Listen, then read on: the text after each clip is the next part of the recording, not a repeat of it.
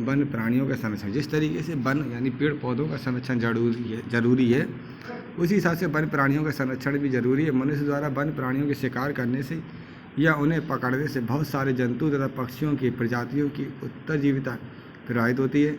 इससे सभी पारिस्थितिक तंत्रों की खाद्य श्रृंखलाएं प्रभावित हो जाती हैं। उदाहरण के तौर पर सांप किसानों के मित्र हैं क्योंकि ये चूहों को खाते हैं। चूहे किसानों की फसलों को काटकर नुकसान पहुंचाते हैं। सांप की त्वचा से बाजार में फैंसी लेदर के सामान बनाए जाते हैं, इसलिए इनकी खाल बाजार में अधिक मूल्य पर बिकती है।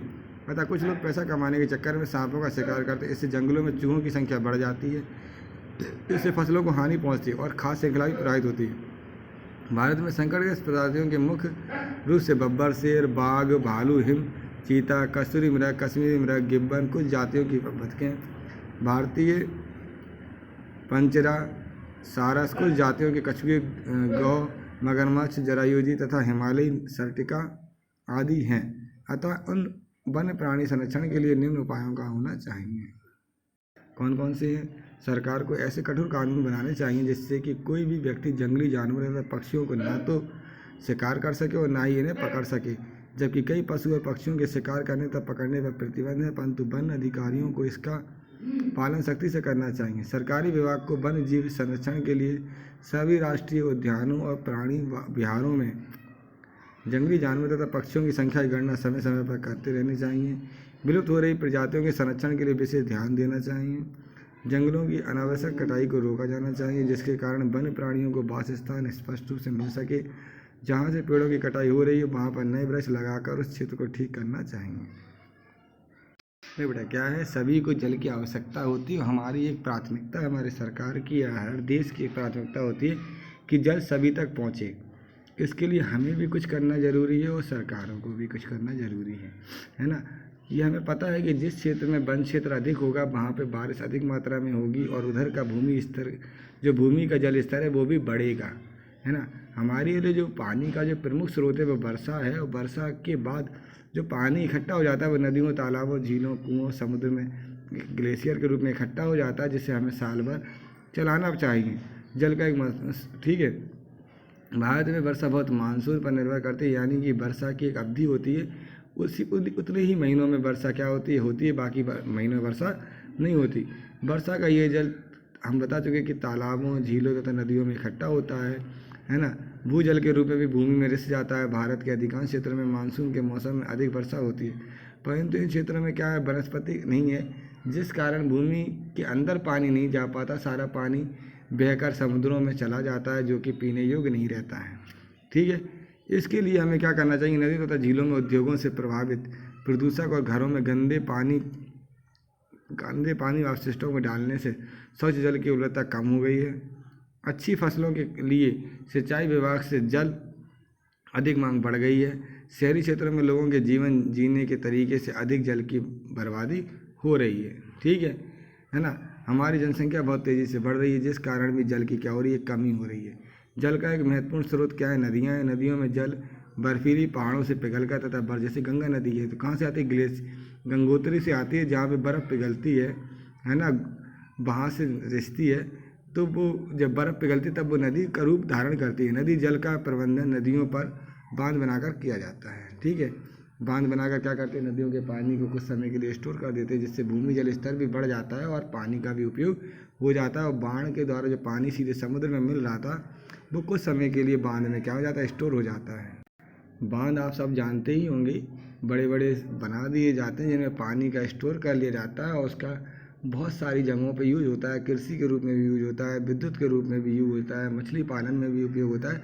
तो वो एक बहुउद्देशीय परियोजनाएं कहलाती हैं जिनका बहुत सारे उद्देश्यों में उपयोग होता है। ठीक है, बांध नदी के जल का सही उपयोग नदियों पर बांध बनाकर उसके जल के प्रवाह को नियंत्रित करके किया जा सकता है। ठीक, बांध का मेन उपयोग क्या है, जो बाढ़ या जो पानी है जो डायरेक्ट बह के समुद्र में जा रहा है उसको कुछ समय के लिए रोक लें और उसका विभिन्न उपयोग कर सकें। नदियों पर बांध बनाकर विकास का सूचक माना जाता है। नदियों पर बांध बनाकर उसमें नदी से बहकर आने वाले जल की बहुत विशाल मात्रा एकत्र की जाती है। फिर इस एकत्र जल का अपनी इच्छा के अनुसार नीचे की ओर प्रवाह किया जाता है। इस जल का उपयोग विद्युत उत्पादन यानी इलेक्ट्रिसिटी बनाने में, सिंचाई में, इरीगेशन में, नगरों में जल आपूर्ति के लिए, बाढ़ की रोकथाम के लिए, भूमिगत जल के पुनः पुनः पूरण के लिए यानी भूमिगत जल का लेवल बढ़ जाता है आदि में किया जाता है। भारत का सबसे ऊंचा और विशाल बांध कौन सा है? टेहरी बांध है, जो उत्तराखंड के भागीरथी नदी पर बना है। सबसे ऊंचा बांध कौन सा है? टेहरी बांध है, जो उत्तराखंड की भागीरथी नदी पर बना है। सरदार सरोवर बांध गुजरात में वडोदरा जिले के दभोई में स्थित है। कहाँ है? सरदार सरोवर बांध गुजरात के वडोदरा जिले के दभोई में स्थित है और जो नर्मदा नदी पर बना हुआ है। हीराकुंड बांध उड़ीसा के सबलपुर जिले में महानदी पर बना हुआ है। हीराकुंड बांध कहाँ बना हुआ है? उड़ीसा के सबलपुर जिले की महानदी पर बना हुआ है। भाखड़ा नागल बांध सतलुज नदी पर पंजाब में बना है। नागार्जुन सागर बांध आंध्र प्रदेश में कृष्णा नदी पर बना है। ठीक है। भारत में विशाल बांधों की संकल्पना सबसे पहले किसने? अंग्रेजों ने की थी। बांध की उपयोगिता, बांधों के जल से नहरों द्वारा खेतों में सिंचाई की जा सकती है। बांध द्वारा ऊपर से गिरने जल से विद्युत उत्पन्न किया जा सकता है। बांध की जल की पाइपलाइन द्वारा नगरों के शहरों में जल आपूर्ति की जा सकती है। बांध की कुछ सीमाएं भी हैं, सामाजिक सीमाएं, आर्थिक समस्याएं और पर्यावरणीय समस्याएं। सामाजिक समस्याएं, बड़े तथा ऊंचे बांध बनाने से बहुत बड़ी संख्या में वहाँ के किसान तथा आदिवासी विस्थापित हो जाते हैं जहाँ पे बांध बनाया जाता है।